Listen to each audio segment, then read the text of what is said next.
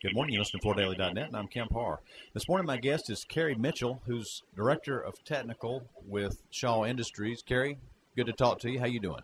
Morning, Kemp. Good to see you. Most people know you, but just to fill in for those that don't, Carey, you've been with Shaw for a long time. You're a native of Georgia. You grew up in the Dalton area, didn't you? I did. Grew up in Chatsworth. That's what I thought. And you've been the guy in charge of a lot of the technical aspects, mostly focused in carpet for how many years you've been with Shaw? Coming up on 35 years. Okay. Well, the reason I wanted to talk to you, and I appreciate you giving me some time today, is to just get an update on the S600 carpet installation standards. Most people know that the standards had been written by the Carpet and Rug Institute, and it was called CRI 104 and 105. And then several years ago, I think back in 2009, the WFCA and the CRI decided to dual fund a process to revise the carpet installation standards, and they tapped the IICRC. I believe you were part of that decision. And so the IICRC have been working for a few years to put this together. Give us a status on where that stands now. Well, let me give you a little bit of history as to why we went in that direction. As one of the CRI board members mentioned in the meeting where we presented the concept the first time, was that we had been working on the installation issue for over 30 years, and we had thrown millions of dollars at it, and we'd gotten nowhere. The challenge and the solution came from looking at the carpet cleaning industry.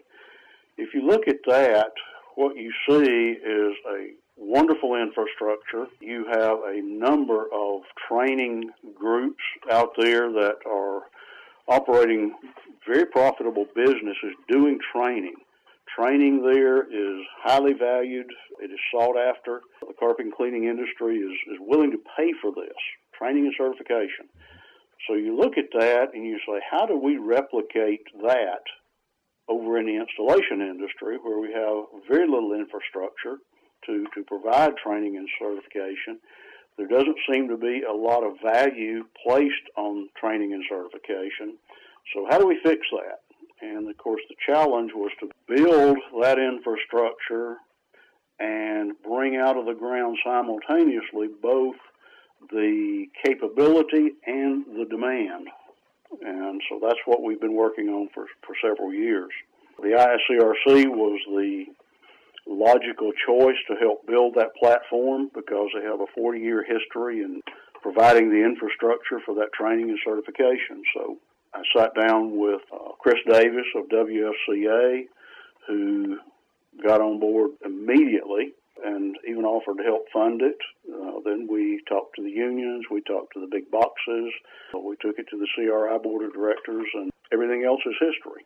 Okay, so they've been working on it for a few years. Where does it stand? Is it almost finished? We're calling it the S600 standard, and it really consists of two parts. You have the standard itself, which says this is what you must do, and then you have the reference guide, which is a much larger document. It's about 350 pages, and it says this is how you do these things that you must do. And that is one of the things that was lacking with the CRI approach. Those two are complete. They're in the edit process. Once that's finished, hopefully by December 1st, we'll take one more quick look at it, and then it goes out for public comment for a period of 30 days.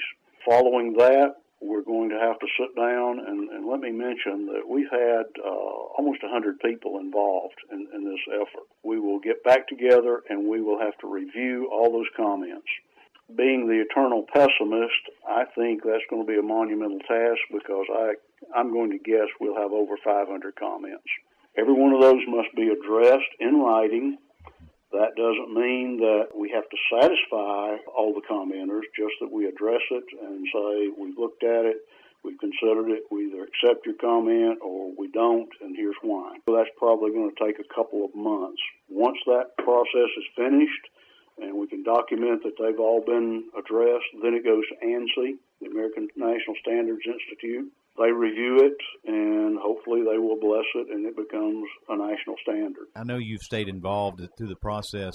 Are there any big differences between what the CRI had issued which I think, it was called 104, 105, and then you guys combined it into one document. Are there any major differences in how carpet is supposed to be installed based on this process? No major differences. The challenge was this.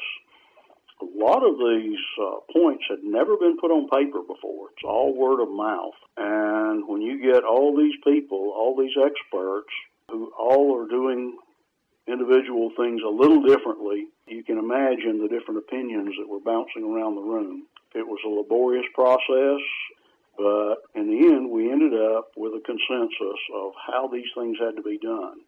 Now, the difference is, first of all, the S600 standard is much more comprehensive than the CRI standard. It goes into considerable detail that we did not have in the CRI standard. It encompasses several things the CRI standard does not. We're going to have the ultimate standard when this is done. The CRI standard did not have the reference guide, and I always felt that this was a major shortcoming, but we just never could get the horsepower together to go do this. The beautiful thing about this is, for the first time in my 35 years or so of being involved in it, we had all these disparate parties come together, working on a common goal, and reach consensus. And everybody said that was going to be impossible, but it happened. Does the standard at all require what level of training you have to have, or does it just say that the carpet must be installed according to the standard? No, the standard only addresses how it's to be done. Okay. Saturday of this week, I'll be in a meeting with the IICRC Certification Council, and we will be kicking off a task group that will be putting together the certification program based on this standard. Okay. And that's going to take a while. That's another monumental task. But we do have some precedents out there that we can draw upon. We're going to be pulling together a rather large group of participants. And like I said, we're going to get that thing started off on Saturday. I read an article that quoted Werner Braun back when this thing first started kicking off, and he said that the new standard will create an opportunity for the mills to tie its carpet warranties to the ANSI standard. So that is the end game when this is finished, right? I'll answer this very carefully. Each individual mill is going to have to decide on their own how they deal with this. I will say that back several years ago when it was presented to the CRI Board of Directors, all the CEOs who were present in that meeting were very enthusiastic about it. Oh, that's great. I did just want to get an update on that, Carey. I appreciate you spending the time with us. Just one last question. This whole knee kicking thing, who invented the knee kicker and what's it used for? Oh, I think you'll have to go back before my time to find who invented it. Yeah. I've seen some antiques that look like they might have come from before the turn of the century. Frankly, I don't know who invented it.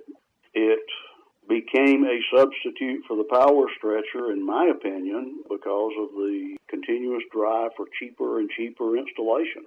And I'm sure it serves its purpose for getting things kind of laid out pre-stretched, but it's not the way to install carpet, is it? It is not the correct way to install it. It is an assistant tool for positioning the carpet, for working in tight corners, but you absolutely cannot stretch carpet with it. The carpet simply does not stretch. Okay. The best you can hope for is to get the carpet flat on the floor and ready for stretching. Good, that's what I thought. Okay, Carey, great to spend time with you again. We've been talking to Carey Mitchell, who's Director of Technical with Shaw Industries, and you've been listening to Kemp Harr and ForDaily.net.